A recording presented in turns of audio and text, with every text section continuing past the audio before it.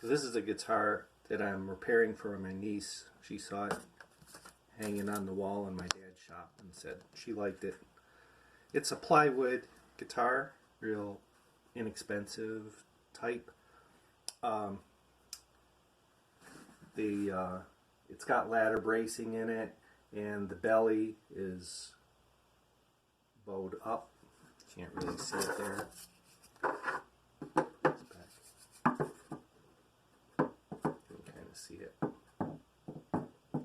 Rocks back and forth there.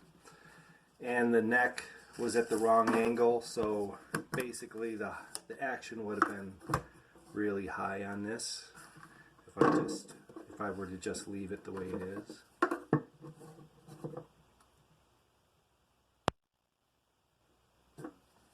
So I'm going to take the neck off,